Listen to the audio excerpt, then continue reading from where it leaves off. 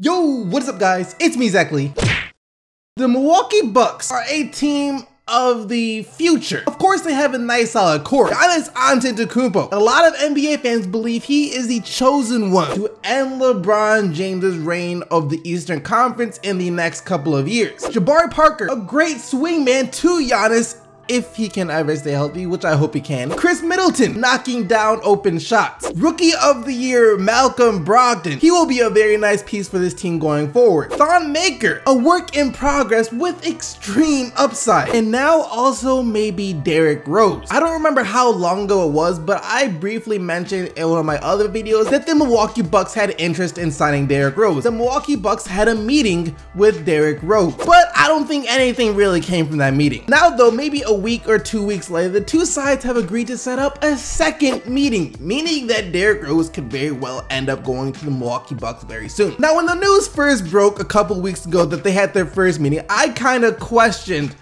the fit of Derrick Rose with the Milwaukee Bucks. And I have done a lot of thinking about Derrick Rose with the Milwaukee Bucks, and I still have my same questions. See, the Milwaukee Bucks already have their primary ball handler in Giannis Antetokounmpo. Of course, he is a freaking superstar already and the guy their team runs through. But it's never a bad thing when your team has more than one guy capable of handling the ball and making plays, as long as they complement each other's game, which is where I see some confliction here because I'm not sure how well Giannis and Rose really complement each other. And the main reason for that is because Derrick Rose isn't the best shooter from distance. And when you have a guy like Giannis who likes to live in the paint, either posting up or attacking the rim, it's kind of important to surround him with people that can shoot. And that's most definitely not Rose. Look, I'm not trying to be a hater. I like Derrick Rose. I'm just stating simple facts here. Derrick Rose last year shot 21% from three. 21% from three. That's far from being a reliable three-point shooter. No matter how much you love Derrick Rose, you have to admit that. Meaning if Giannis is in the paint either driving or attacking like he loves to do, and you have Derrick Rose on the perimeter, Derrick Rose's man will feel more than comfortable leaving Derrick Rose wide open, wide the crap open in the corner from three if it means helping out on Giannis down low, and then Giannis is forced to kick the ball to Derrick Rose, which then he does what? Shoots a three? Of course. And defense will live with that either if he makes it or misses it. And actually the same thing goes for Giannis too. If Derrick Rose has the ball in his hands, we all know he's best when he's attacking the paint. In the one area, the only thing Giannis can't do yet, maybe by next year this improves, which I'm sure it will, but his one weakness is his three-point shooting. He was a bit better than Derrick Rose, but still he only shot 27% from three last year. But hey, this is stuff that everybody knows. And I'm sure the Milwaukee Bucks know the same thing, that neither one of those guys are great shooters. So I'm sure they want to pursue him just for the heck of pursuing him. I'm sure they have some type of plan to make an offense of Derrick Rose and Giannis work. Maybe they do a Rose-Giannis pick and roll. That could be pretty cool. And Derrick would also give Milwaukee someone they can run the ball through when Giannis is on the bench, because that was an area of concern for the Bucks last year. When Giannis sat to their bench, their offense did kind of struggle since he was pretty much the bread and butter of their offense last year. So getting Rose would help with that big time. And at this point of free agency, if you are a team like Milwaukee, a team that wants to get better next year, you're already gonna get inherently better with young talent, but you want to add at least one other piece, Derrick Rose isn't a bad guy to go after. Most of the talent has already been picked through, so offering Derrick Rose something like a 2-year contract where maybe the second year is a team option would be a great move for the Bucks. You get Derrick Rose. If he doesn't work out, that's fine. You have money to spend this summer anyways. And if Derrick Rose does work out, then of course that's even better. You get to have him for another year, most likely for pretty cheap too. Quick side note though, it's crazy to think that Derrick Rose is only 28 years old. Feels like he's a bit older or been in the league a lot longer since he's been through so much already, which is also pretty sad. These were supposed to be the best years of his career. He was supposed to be in his prime, tearing it up in the NBA right now. He could have been the best free agent available this year. Actually, scratch that. There's no way he would have been a free agent. He most likely would have been a Bull for life had he never suffered so many injuries. We as NBA fans really got robbed of seeing what Derrick Rose could have been at his best. We would have been seeing that right now. It sucks.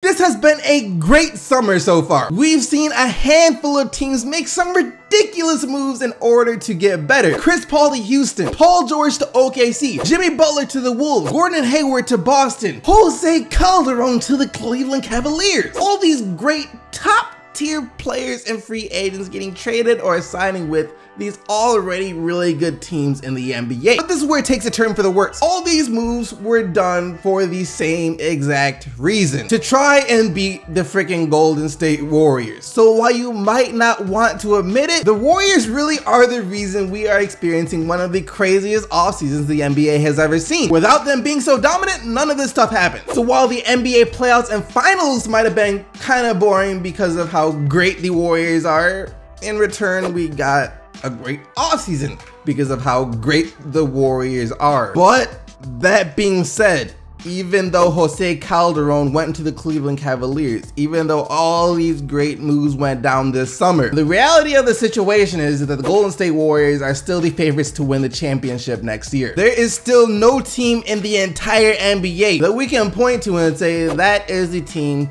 that is going to beat the Warriors next year. Sure, teams will give the Warriors more of a challenge. The NBA will be much more interesting next year, of course, but in the end, the Golden State Warriors are still the favorites to win it all. And it gets even crazier. Draymond Green said yesterday during an interview when he was asked about all these moves that went down that, as scary as this might sound, the Golden State Warriors, the team that nearly swept through the entire NBA freaking playoffs, where they're supposed to face the best competition the best the league has to offer, they almost swept through that, and they apparently weren't even playing their best basketball according to Draymond Green. I still do not think there's anyone in the league that can beat us. What it is doing is forcing other teams to get better, and that's great for the NBA. I know we can and will get better.